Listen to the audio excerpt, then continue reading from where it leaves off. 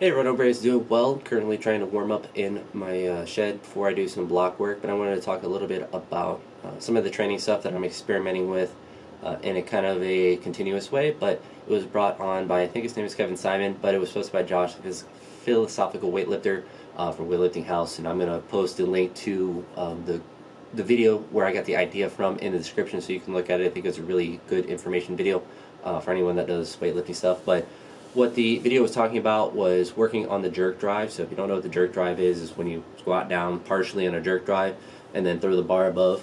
He talked about a kind of triphasic way of progressing that movement and working on the leg drive of that, having an eccentric phase where you go down slowly, and then you have a phase where it's an isometric where you go down normally and stop at the bottom for 5 seconds, and then have a normal concentric, and then a normal phase where you're working on the full movement without a pause or a slowing down of the movement. My idea was brought on by that video to more generally apply it to other aspects of training. So not just to the jerk drive, but to snatching, cleans, squats, pulls, all that stuff, in kind of a phasic way, in either a 3 or 4 week phase of time, and then repeat that cycle of training. So what I mean by that and how I'm going to plan on implementing that is to have, for me normally I train every day, and I have a day 7, which usually is Sunday if it works out like that, but we'll just say it's Sunday for me explaining this video. Sometimes it's not, just depends on when I start day 1. But when I have a day 7, I don't often do a day 7 where it's like a light day where I do muscle work and bodybuilding, muscle snatching, or whatever. I may just jump into the next week of training depending on how I feel, since the day 6 is heavy snatch and clean jerk, and if I don't feel bad from that, then I just roll into the next week of training. And that tends to be what I do. I don't tend to do a day 7, but if I feel really bad on that last day, then it's nice to have kind of that buffer if I need it. But the first 4 days of the week of the training will be a lot of focused on eccentric work for the first week, and the second week will be focused on a lot of the isometric work, and then in the third and or 4th week, I haven't decided about if it's going to last 3 weeks or 4 weeks. There are going to be normal movements for everything that I do on the 4 days. Day 5 and 6 will always be normal movements. Day 5 will be power snatch and power clean plus jerk, and then on day 6 will just be full snatch and full clean and jerk, with a heavier focus on both of those days. But with the first 4 days of the week, I'm not going to go through all the list of different movements that I have, but just kind of the focus that I have for each week. So when I talk about eccentric work with the snatch particularly, my focus is going to be when I catch a snatch, I'm going to be wherever I am, so it would be higher because it's going to be a lighter weight, and then to control the descent on the way down. So I'm not really catching and pausing where I am, but it's kind of catching, and then you're just going down with a controlled eccentric into the bottom, and then a normal concentric on the way up, and the same with clean. So the weights have to be lighter in order for that to work. Otherwise, you catch it really low and you wouldn't be able to control that eccentric at all. And the reason why I think this could be a beneficial thing is, one, I just tried it yesterday and I could see there was technical things that I was doing wrong that was making it difficult to do more weight. I was only going up to 90 kilograms or 198 pounds, and it was very difficult. That was top weight, and I did one full snatch by accident, and then one snatch I missed. But I dropped down to like 80 and 85 kilograms and did a bunch of singles there. But what I was noticing with that is that if you didn't catch it in a perfectly centered position above your head, it became very difficult to control the eccentric on the way down. So from a technical standpoint, I think it's be very beneficial to do a movement like that, because it will work on just having a perfect bar path all the way through that third pull and then above your head. And same with the clean. If you don't catch the clean really well in a center position, it becomes difficult. Thankfully, my cleans yesterday, none of them really felt bad at all, mostly because the weight was pretty easy, and I was also doing the eccentric type squat, so a slow eccentric style jerk drive, I guess you'd call it, for a push press. So I was just doing push presses. So I was doing slow on the way down and then a normal concentric on the way up, but with a push press. So the limiting factor is obviously my shoulder strength, which is often my limiting factor on most of my weightlifting movements, but especially on a strength-focused movement like a push press. So when I have that eccentric focus on that day, that will kind of apply. Like today I'm doing work from the blocks, where I kind of conceptually keep that same thing for these 4 days. So anytime I do a squat, it's slow on the way down. If I do a jerk, it's slow on the way down, and then a normal concentric for that. For pulls, it's a normal pull all the way up, and then a slow drop or eccentric on the way down. And the idea or the goal of these 4 days is to work on strengthening the eccentric phase of the movement, to see how that applies on the day 5 and 6, and also to practice the full movements on those days 5 and 6, or at least close to it. I don't know if Powers days isn't technically the full movement, but it's very similar. There's no, you're just doing a normal snatch, you're just catching it higher so the weight's lighter.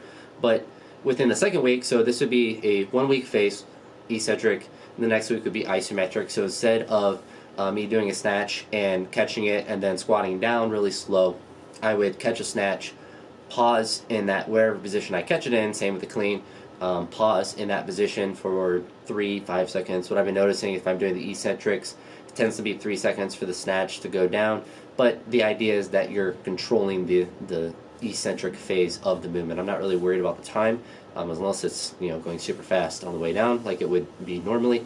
But the isometric phase, catch it in whatever position and then hold it there for a couple seconds, and then either squat it all the way down or go all the way up. I have to figure out if I want to do like a power snatch where I'm catching it in that semi-parallel position or above parallel position in the snatch and then squat it up. What I'll probably do is have it there for a couple seconds and then squat down and squat up, just to work on just increasing that strength in that position. I think that will be a beneficial thing to do for the snatch, for the clean, and for the jerk as well, to work on that jerk drive. Because for me, I think, and why I wanted to apply this more generally to my training, is that my legs are relatively strong compared to my full lifts, and they're not often the limiting factor. I don't often miss a clean and jerk because of the clean. I most of the time miss it because of the jerk, and the same with the snatch. It's never really my back or my legs that are the limiting factor when I do a snatch. It's always my upper body and the stability that I have in that general weakness or weak area that I have. So my idea of focus on the eccentric, focus on the isometric, and then focus on the full will kind of give myself a way to transition into doing full lifts. And what it will also do is work from lighter weights to heavier weights in a more kind of like phasic manner, instead of just going heavy when I feel like it, which isn't bad. If I feel good, like this week, and I PR'd my snatch, obviously that was good to do. It's good to hit PRs when you can, but I want to be able to hit PRs in movements that are more difficult. So if I'm doing like an eccentric style snatch, if I'm able to increase the weight, then I know that my technique improved and my strength in the eccentric phase has improved. Just like if your pause squat goes up, it's probably good for your regular squat. And if you're never doing pause squats, then you're probably not going to improve that pause squat. So it's working in variations, which is the kind of training that I would do anyway. So it isn't a large deviation from the way that I do training when I train on my own. When I did the Juggernaut stuff, I would adhere to whatever they had. But when I do my own training, the big thing that I do is similar stuff each week, because I like the kind of routine of day one I have a squat, a snatch, and a clean, and power jerk or push press. And then I have block work, front squat. It's kind of like the same progression of each week. But with this more phasic thing, so it becomes more differentiated on different weeks or different days. So I'm able to focus on different things and not just have, all right, today's the power snatch plus overhead squat, but it's a different version of a similar movement. So it's not so dissimilar. Sorry, I already recorded this video once, so my voice is very dry. So I talked for 15 minutes and I got off track for a little bit, but we'll remain on track on this video and hopefully not cough too much more. But having the eccentric, isometric, and then the full movement will allow me to have lighter, medium, and full week, and then kind of keep cycling that back. So I'm able to progress in different ways, kind of like if I'm doing block snatching. If I'm progressing out there, it's good for my full snatch. If I'm progressing in the pause squat, probably good for my regular squat. And it's different ways of pushing yourself without being, without overextension on the relative intensity of the movement. So if I'm doing a pause squat and it's only 80% of my full squat or my regular squat, the relative intensity on that is lower, even if I'm grinding or if it's a difficult rep, because the weight is just lighter in general. And the same with a snatch. If I'm doing a muscle snatch, I could do a muscle snatch to maximum every single day and never be tired for any other lifts, because the relative intensity on a muscle snatch is only going to be like 70% of, at the most, at like PR, it's going to be like 70% of what I can do in a full snatch. So the weight is going to be really light, and even for like muscle snatch is going to be the lightest movement that I do as far as any variation, even lighter than an overhead press. And like overhead press, you can do it every single day.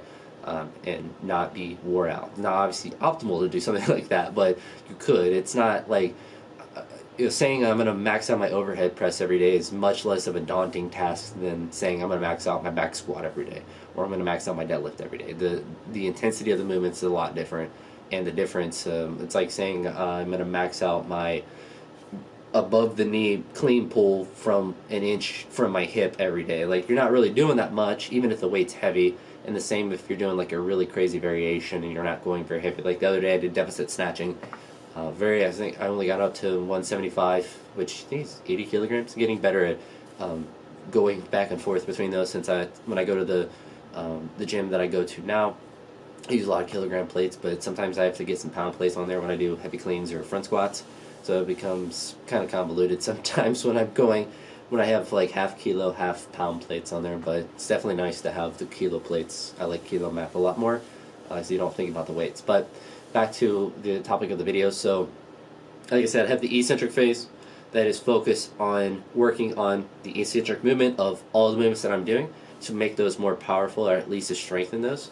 And the volume that I'll be doing for a lot of like the squats and the pulls will be really low each day, because my idea is if you're doing eccentric movements, you're going to tend to break down more muscle from a physiological standpoint.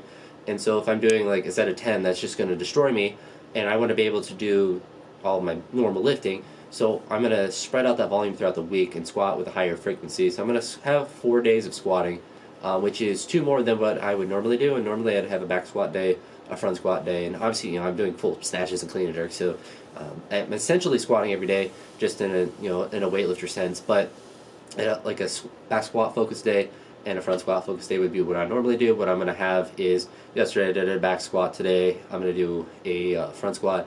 Tomorrow it's going to be a little weird. It's going to be a eccentric front squat plus the eccentric style jerk. So it's going to be a lighter front squat because the jerk will be the limiting factor in that movement. And then the day after that, it will be back squats again. So those 4 days are kind of like pre-planned. And same with the pulls. Yesterday it was clean pulls with slow eccentric, obviously. And today I'm actually going to do both snatch pull and clean pull, because I'm doing it all from the blocks above the knee, because I do pretty much a million movements above the knee, and that's not really going to wear me out that much. But I'm also doing a front squat, like I mentioned. Then tomorrow will be, I think, snatch pulls is what I put, which would make sense since I did clean pulls on the first day. Third day will be snatch pulls. And then the fourth day, I don't know if I'm going to do a pull on that day. I may only do the 3, since I'm going to be doing both today. And it'll be the same frequency as I would for squats. I'm never really as worried about the volume that I get on pulls, as long as it's sufficient, because my back is never been a limiting factor. My pull has always been really good. It's a huge advantage that I have in weightlifting. Perhaps the only advantage I have, that and pretty good mobility. But kind of keep those 4 days, or I guess not keep those 4 days, but those 4 days will be the changing days from week 1 to week 2 to week 3 and 4. And then the week, or the day 5 and 6 will be pretty much the same each week. Just trying to work the heavier weights on those days. And it will be, I think it will be an interesting experiment. And I don't know if this will work. And that's kind of the nice thing of doing my own programming, is if I have an idea like this and I see an interesting video, I can immediately apply that concept. And that's something that when I'm taking a lot of information, because I love looking at or listening to stuff about lifting stuff and training and different things like that. When I hear a good idea, I'm like, I want to apply that tomorrow or today. In the case of jerk drives, when I saw that video, like, I'm just going to do it at the end of my workout, because it's not really that strenuous of a movement to do, and apply that in a more globally way. Because when I see a good idea, it's like, well, I should just do this. It's kind of like block snatching. Once I realized not really realized, but once I got the equipment at the old gym I was at, and then the blocks here, I was like, I'm just going to do this all the time. This is like helping tremendously with snatch, and it's like a good variation for the clean as well. Like, this is fantastic. And same with like jerks from the block. It's like I need to do this all the time, because it's really good to isolate that kind of movement. So it's kind of like always something I do with my training, is experiment like this. And that's why it's kind of hard to talk about the phasic nature of my training, because it's ever changing and it's week to week a lot of times what I do. I'll plan a general progression of what I want to have happen with different movements or rep schemes or things like that, but it's open-ended a lot of the time because day-to-day things change. You don't always feel good. Sometimes you feel bad. Sometimes you feel great. Sometimes on a random day, you weren't planning on maxing the snatching the max, but you hit a PR that day. Same with like the block snatching. Like I wouldn't randomly program that, but if I'm feeling good, like I'm gonna take a shot at hitting a PR for any movement, pretty much. And I think that's the hard part of training is something like that happens. Like I PR my snatch, I'm not gonna lift as well the next day on that same movement because I'm tired from that movement. So like it changes, it undulates daily. I think people talk about that concept too, but you kind of put like what would be a really nice progression if I kind of stuck with it, and you kind of hope it works out that way. And that's kind of what I'm doing now with this eccentric to isometric and the full phase. Is it intuitively makes sense to me to have an eccentric day or a week where things have to remain lighter because the movements are more difficult, then an isometric where they still kind of have to remain lighter but you can push them a little bit more, and then a full phase where you just kind of go all out. Because what I've noticed, perhaps the biggest flaw in doing my own training is not that I don't push myself or do volume or things like that, is there's no tapering or there's no like lighter times. It's just I always feel pretty good, so I'm always going to try to push to heavier numbers, and it eventually kind of builds up in kind of a negative way. So that's another reason why I think this could be a good kind of phasic way to do my training, is that after those 4 weeks you come back to the eccentrics. They have to be lighter because it's a more difficult movement, so it's a deload in the sense, because you can't go heavier on difficult variations like that.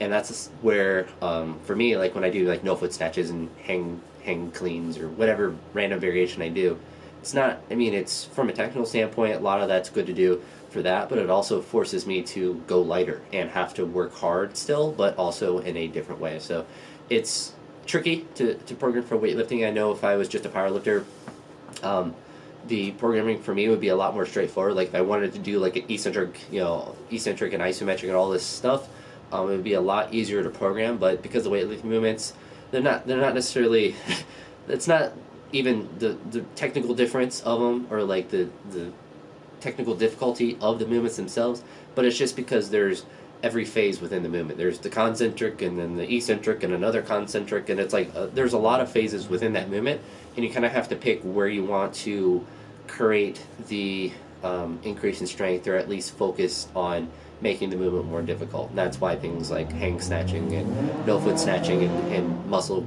cleans and all kinds of random stuff are good to do, is they all work on different things, but they also work your body in different ways. And that will be an interesting thing to see if if I'm doing a snatch and doing a slow eccentric, to see if the static strength in my shoulder increases. So if I'm feeling more stable overhead on the way down, even though the eccentric movement in a snatch or in a clean or whatever is going to be focused on the legs, my thought, and perhaps this is very hypothetical, but if you're moving down into a full squat within a snatch, you are flexing the muscle continuously, kind of isometrically, the shoulder.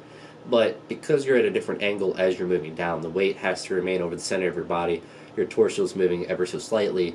The eccentric phase, I would think, would apply to the muscles that are trying to be as stable as possible because of the way that they're flexing. Kind of like if I'm flexing here and flexing here, the muscle is being worked different. Just like if I'm here and slightly here, the muscle is being flexed in a very similar way, but is slightly different. And at least it will be worked in a very specific way to the snatch. And even if none of that's a true thing to say, at least from a technical standpoint, the eccentric work that I did yesterday for the snatch and for the clean and the push press worked, or I don't say worked, but like they felt like it was really beneficial to do. And for things like the squat and for the clean pull, it limits me at how much weight I can do, and also is a different way of working it, and just a good thing to do. But I've rambled on for looks like about 20 minutes.